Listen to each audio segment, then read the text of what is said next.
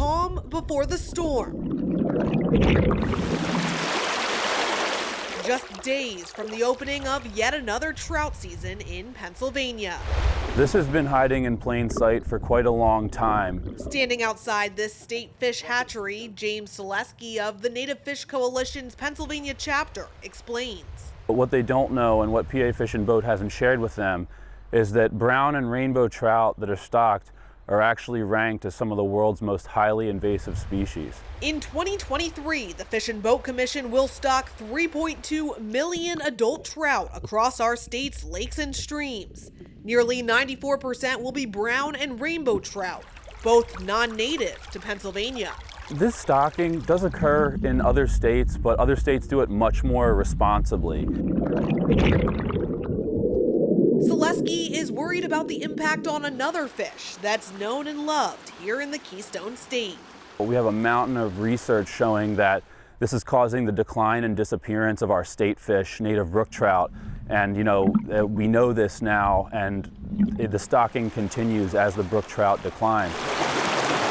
The Fish and Boat Commission refutes that non-native stocked brown and rainbow trout are invasive, saying in order to be considered as such, a species, quote, must cause significant economic harm, environmental harm, and/or harm to human health. Still, Dr. Isaac Legoski, assistant professor of biology at Millersville University, says concerns about stocked fish are valid, as the introduction of non-native species can create potential competition for food and other resources. There's some evidence throughout eastern North America that brook trout do grow at a reduced rate when they're interacting with these other species. There's also some evidence that they shift into smaller headwater streams. And while Dr. Legoski's colleague, Dr. Aaron Haynes, agrees, he acknowledges there are other threats to the brook trout, which require cold, clean water to survive. Warming water temperatures, habitat degradation, and declining water quality must be monitored too. Good water quality not only benefits our brook trout, it benefits our native species overall, and it benefits us, which is extremely important. Now, the Fish and Boat Commission says that recreational trout fishing just wouldn't be possible without them stocking certain streams. They say that 85% of all stocked waters in Pennsylvania contain very few or no wild trout. The state also avoids stocking wild brook trout streams, which contain moderate to high density populations of those native fish.